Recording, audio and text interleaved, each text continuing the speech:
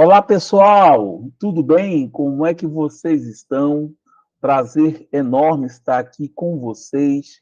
Eu sou o professor Renato Velas, o teu professor de atualidades aqui do Vale Concursos. Realmente é um prazer imenso, inenarrável poder estar com você nesta caminhada em busca da tua aprovação neste concurso público. Meu amigo, minha amiga, não entre em desespero. Nós estamos aqui para ajudar você nessa matéria tão importante.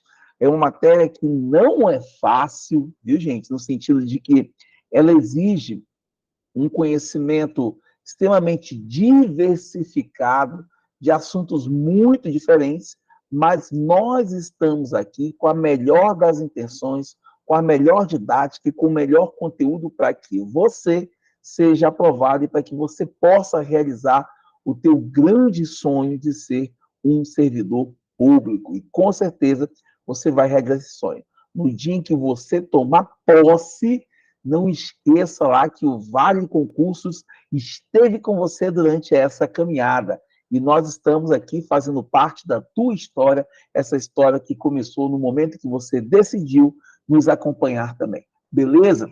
Então vamos lá. Nós vamos trabalhar com vocês a disciplina de atualidades. O nosso edital, ele traz aí uma, digamos, uma gama de conteúdos extremamente elevado, né? Então, pensando que nós temos que trabalhar conteúdos dos últimos 6 meses, tá? Nós vamos trazer para vocês as seguintes situações. Vamos lá. Eu procurei dividir, pessoal, a questão dos conteúdos, né? A partir do contexto dos temas. Então, por exemplo, vamos começar falando aqui em relação à sociedade. O que ocorreu aí na sociedade brasileira nos últimos meses que pode ser tema aqui do nosso concurso, né? Vamos lembrar o seguinte, olha só, lá no mês de junho de 2023, tivemos uma grande novidade para o Brasil. Que novidade foi essa, meu povo?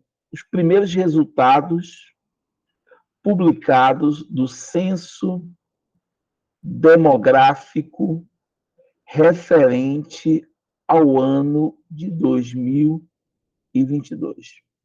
Você sabe que censo demográfico corresponde à maior pesquisa demográfica realizada pelo IBGE, ou seja, pesquisa relacionada à população, né, que normalmente é feita a cada 10 anos. Só que por conta da pandemia, por conta de verbas, né, que foram cortadas, o censo ele foi postergado. Tá? Então, ao invés de 10 anos, se passaram 12 anos em relação ao último censo. E, meus queridos, os resultados do censo demográfico, eles devem ser observados com extremo cuidado. Sinceramente falando, se eu fosse você, eu teria um cuidado triplicado com os dados do censo demográfico, porque isso é super, hiper, mega atual.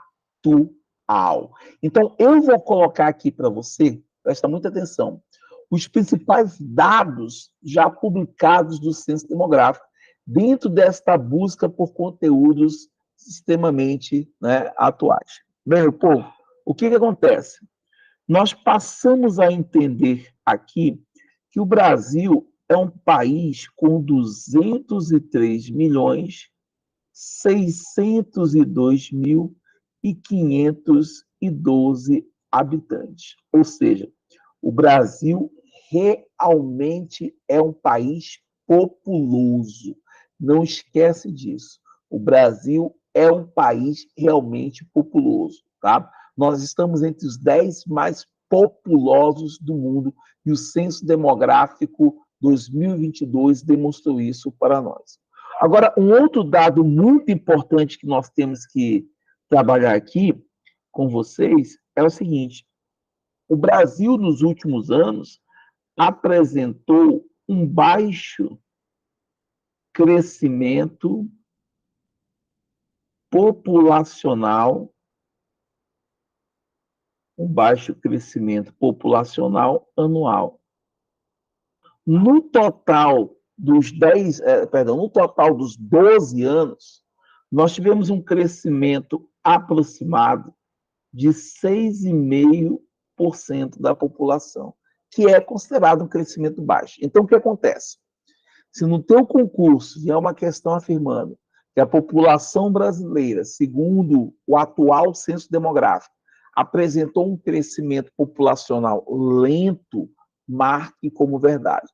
Porque se você pegar esses 6,5%, dividir por 12 anos, vai dar um crescimento anual de menos, né? De 0,6 ao ano, tá? Lembrando que esses 6,5 o crescimento, né, durante os 12 anos. Tá? Dividindo 6,5 por 12, daria abaixo de 0,6% ao ano. Então, crescimento baixíssimo. Sabe o que isso significa na prática? Extremamente importante. Aqui, ó, redução da fecundidade no Brasil. Tá? Nós temos hoje uma taxa de fecundidade extremamente baixíssima, algo em torno de 1,72 filhos por mulher. A ONU, a Organização das Nações Unidas, ela afirma que uma taxa ideal de fecundidade seria algo em torno de 2,1 filhos. O Brasil apresenta uma taxa de 1,72, ou seja, nós estamos abaixo da taxa de reposição que é pensada, né, pela ONU como sendo a taxa ideal. E aí você tem que entender o seguinte: essa grande redução da fecundidade feminina se dá principalmente pela maior inserção da mulher no mercado de trabalho, né? As mulheres estão cada vez mais presentes no mercado de trabalho, se dá também pela maior escolaridade feminina. As mulheres estão tendo cada vez mais anos de estudo. E o que o IBGE revelou? Quanto maior for a escolaridade feminina, menor o número de filhos. Quanto menor for a escolaridade feminina, maior será o número de filhos. Então, muito cuidado com essa questão da redução. Uma outra informação que é muito importante é que o Brasil segue a tendência mundial de envelhecimento, tá? A tendência mundial de envelhecimento da população. A população brasileira, ela está ficando cada vez mais velha, né? A população brasileira está ficando cada vez mais velha. E por que há um envelhecimento maior de nossa população? Justamente porque há uma redução acelerada, uma redução muito grande da taxa de fecundidade. Quanto menor o número de filhos, maior será o número de idosos. Tá? O outro dado, já para a gente ir fechando aqui, né, pessoal, é um aumento aproximado de 88% da população indígena do Brasil. Hoje, a população indígena ela alcança patamares de 1.600.000 indivíduos aproximadamente. Está entendendo? 1.600.000 indivíduos aproximadamente. Um crescimento extremamente grande se comparado a 12 anos atrás. Nós também temos aqui os primeiros dados oficiais da população quilombola, né, no Brasil. Aí nós temos, meu rei, ó, Bahia, Maranhão e Minas Gerais como sendo os estados com maior população quilombola no território brasileiro. Tá entendendo? Então, gente, o Censo Demográfico 2022, ele é realmente de grande relevância, tá? É a partir do censo que o governo federal obtém informações específicas para a criação de políticas públicas específicas de redução das desigualdades sociais, de redução das desigualdades regionais, tá bom? Então, não esqueçam, agora, no último mês de junho, tivemos a divulgação dos primeiros dados oficiais do Censo Demográfico 2023 aqui no Brasil. Beleza? Então, a gente já começa o tema sociedade, né? A gente já começa o tema sociedade já com um assunto assim de grande relevância. Eu fiz questão que ele fosse o primeiro, justamente para que você entendesse essa grande importância, tá bom? Pessoal, olha só, no mês de agosto, agora do ano de 2023, o Brasil passou por um grande apagão energético, tá? Nós vivenciamos aí um grande apagão energético no mês de agosto, agora de 2023. Este apagão energético comprometeu 25 estados. Você sabe que no Brasil nós temos 27 unidades da federação, né?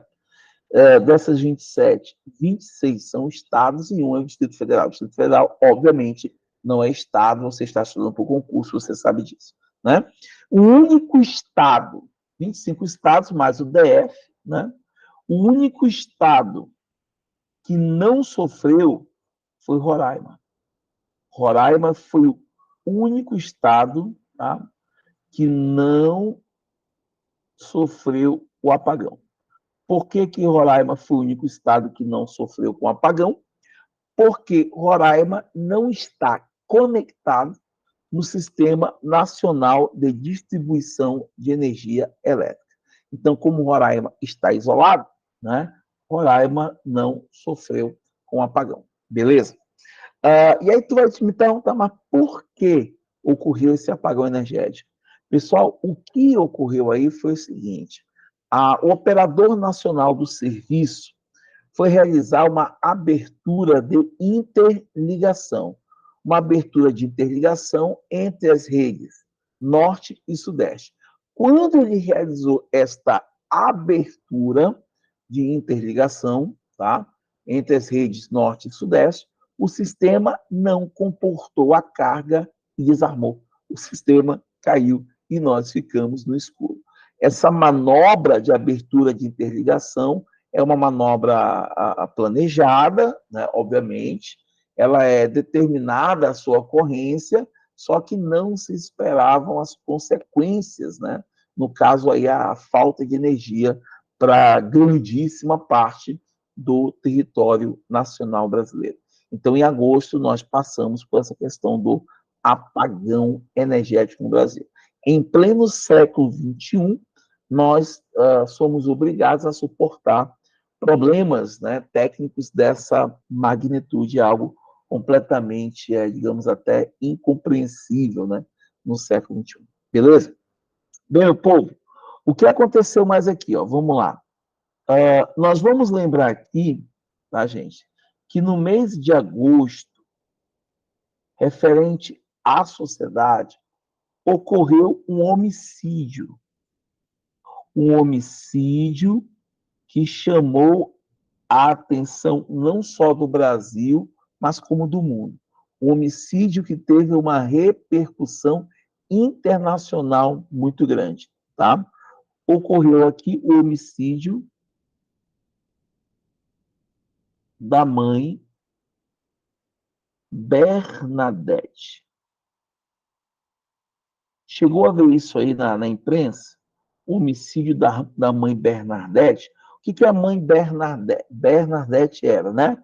Ela era uma Iá Lorixá, né? Ou seja, ela era ocupava um cargo, né, dentro do candomblé e também era líder quilombola. Opa, vamos parar aqui. Líder quilombola, tá? Líder quilombola. Onde foi que isso ocorreu, meu povo? Qual foi aí o município, né? Foi o município de Simões Filho, no estado da Bahia. A história da mãe Bernadette é uma história de muita luta no contexto social, né? Luta contra o racismo, luta pelo direito dos quilombolas, inclusive se envolvendo em confrontos políticos, né, com políticos muito poderosos da Bahia. Ela também denunciava o tráfico de drogas e acabou sendo executada na frente dos netos, né, dentro de sua casa. Tá? Então, esse homicídio repercutiu a nível internacional, ao ponto da Organização das Nações Unidas lamentar pela morte dela e cobrar do Brasil uma investigação célere, ou seja, rápida, né, e objetiva para que os responsáveis fossem localizados, né, julgados e condenados. Dos 3 acusados do crime, 2 já estão presos, um está foragido, tá? Então, não vamos esquecer disso aí, por favor. Meus queridos, no mês de setembro, não faz tanto tempo, hein? Olha aí, ó. No mês de setembro, no estado do Rio Grande do Sul, tá? No estado do Rio Grande do Sul, ocorreu uma grande catástrofe natural que veio, obviamente, a repercutir na sociedade gaúcha, né? Nós tivemos aqui, ó, um ciclone, ok? Um ciclone que atingiu mais de 100 municípios do estado, tá? Então, um ciclone realmente de grande amplitude, que gerou alagamento geral nessas cidades aqui no Rio Grande do Sul, tá? O saldo desse ciclone foi de 50 mortos e 8 desaparecidos, infelizmente, além de milhares de desabrigados, né? E desalojados. Olha só, pessoal, o que acontece? Nós temos que ir além da notícia, né? Nós temos que ir além da informação. Temos que entender que uma catástrofe natural desta magnitude gera um impacto social, gera um impacto econômico, destrói a infraestrutura dos municípios de uma forma muito intensa, tá? Então, não vamos entender a informação apenas como se fosse uma notícia, né? De jornal, de blog ou de site. Só um momento.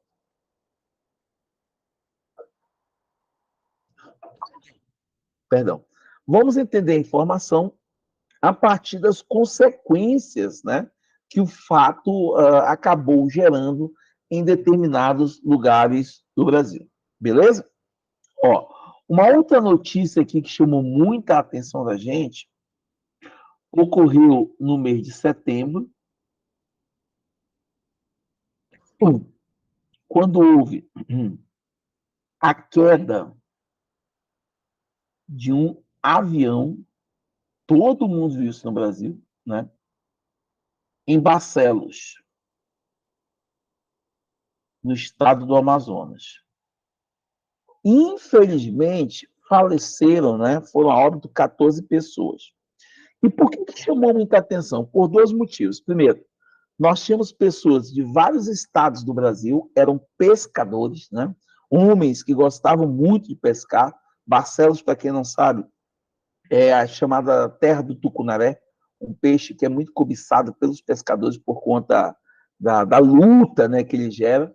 E uma outra coisa que chamou muita atenção também, gente, foi a questão do mau tempo, né? O avião, o piloto decidiu fazer o pouso no momento em que havia uma chuva extremamente intensa em Barcelos. Então, isso aí foi muito provavelmente a causa do acidente, tá? E aí você pode repercutir essa informação de que maneira? Por exemplo, a questão da precariedade dos transportes que existe em boa parte do Brasil, principalmente em regiões como a Amazônia, né?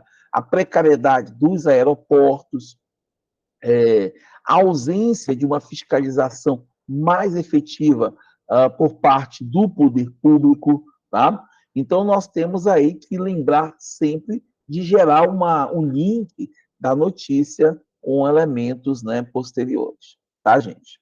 Ó, setembro, pessoal, o mês de setembro, tá? Opa, eita, volta aqui. Setembro. Ué, sumiu? Sumiu, né? Deixa eu apagar aqui rapidinho. Ó. Setembro, meu povo. Aqui, ó. Início de intensa onda de calor no Brasil. Tá? Temperaturas ultrapassando os 40 graus Celsius. Vamos lá.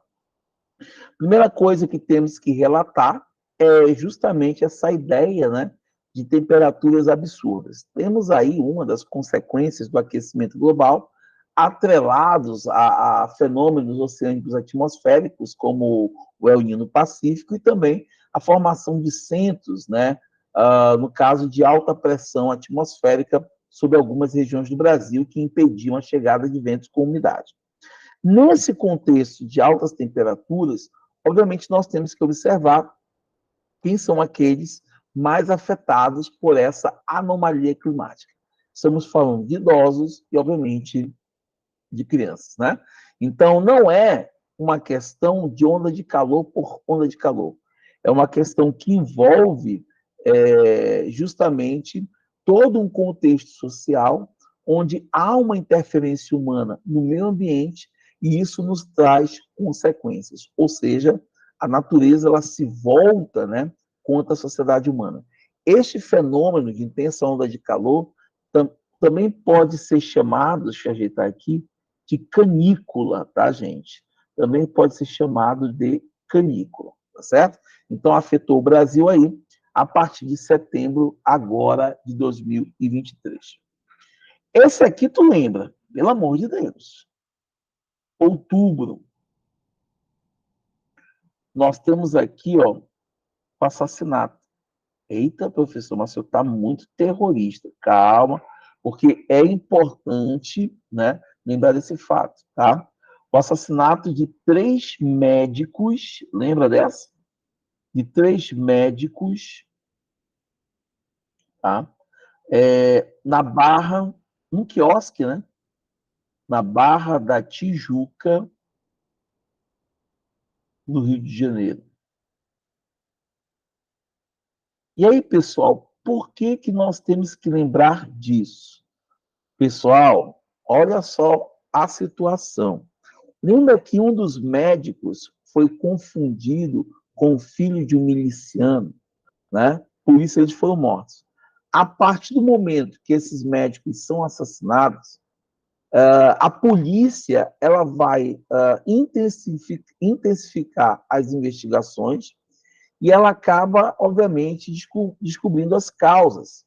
E aí a milícia, né, que o camarada lá a qual foi confundido, ele era existia um filho de um miliciano que era muito parecido com o médico, então pensava que o médico era o filho do miliciano, né? Então a milícia, inclusive, manda matar os assassinos dos médicos, para tentar fazer com que a polícia parasse as investigações ou reduzisse o ritmo, né? Isso não ocorreu. Essa questão desses homicídios repercutiu muito, né, no Brasil, todo mundo ficou sabendo, todo mundo ficou comentando esse grande erro da milícia, e isso demonstra, primeiramente, a fragilidade do sistema público de segurança no Rio de Janeiro, né? Quando, em plena luz do dia, atos como esse acabam se tornando muito comuns. E aí, o que acontece, pessoal? Presta muita atenção agora no que eu vou te falar. No mesmo mês de outubro, tá? No mesmo mês de outubro, ocorre ali no Rio de Janeiro ondas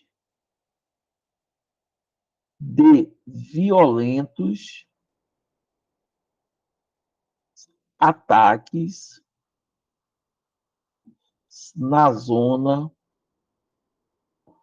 oeste do Rio de Janeiro.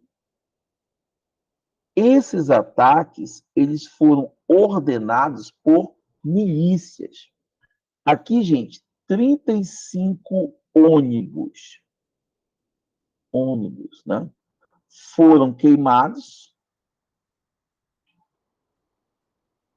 mais um trem. Houve, inclusive, o pedido, né, de ajuda aí do governo estadual, governo federal brasileiro. É interessante lembrar que, após o homicídio dos médicos, a polícia do Rio de Janeiro, tentando mostrar serviço, digamos assim, né, começou a gerar um enfrentamento mais intenso contra as milícias. E num desses enfrentamentos, um dos sobrinhos de um grande poderoso miliciano é morto, e ele determina, né, o início dessas ondas de violência no Rio de Janeiro para vingar a morte do sobrinho. E aí, obviamente, quem vai pagar o pato por isso é a população carioca, né? Mais uma vez, a ineficiência do sistema público de segurança do Rio de Janeiro é demonstrado, né? E aí você tem a intervenção federal por conta dessas ondas de ataques. Teve início a intervenção do Poder Federal.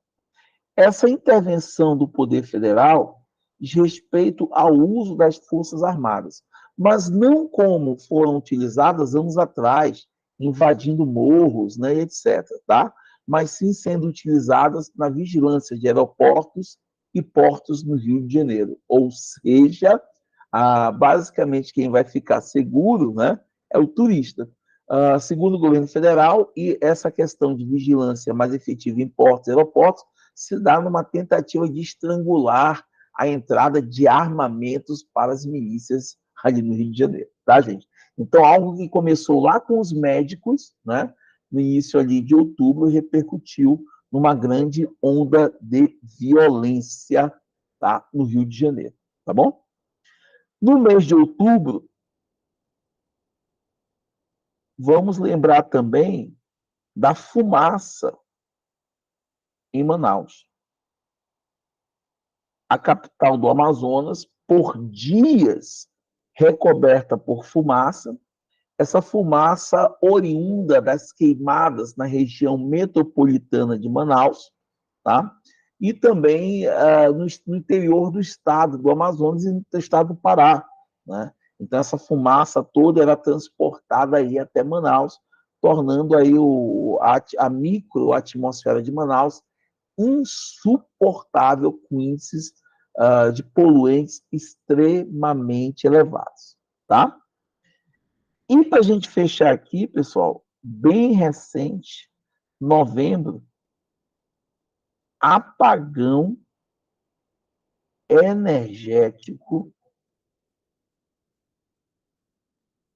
em São Paulo, tá? Apagão energético em São Paulo. Determinados bairros, regiões da capital paulista ficaram quase uma semana sem energia, né? Um ciclone extratropical, juntamente com uma linha de instabilidade atmosférica, que são tempestades sucessivas, né? Foram as causadoras, os causadores deste apagão na maior cidade em população no Brasil. Agora, qual é a lição, qual é o entendimento que nós vamos tirar a partir disso aí? Justamente o contexto da ausência do planejamento urbanístico. Quando há uma chuva mais intensa, com ventos, né, com volume de água superior àquilo que é tido como a normalidade, a sociedade urbana ela vai padecer. Ela vai perder suas casas por conta de inundações, né? Por conta do deslizamento de encostas, ela vai perder postos de trabalho, porque o processo produtivo ele acaba sendo diretamente afetado, tá entendendo? Então, não é só uma questão de falta de energia, é uma questão, principalmente, das consequências advindas, né, desta situação, gerada, sobretudo, pela ausência de uma organização, de um planejamento urbanístico, né, mais efetivo. Beleza, meu povo? Então, pessoal, em relação à sociedade, informações dos últimos meses, tá? Eu trago estas para vocês e a partir delas, obviamente, nós podemos discorrer vários outros temas, beleza? Espero aí que vocês tenham gostado e principalmente aprendido. Sou o professor Renato Velas, o teu professor de atualidades aqui do Vale Concurso. Valeu, meu povo. Até a próxima.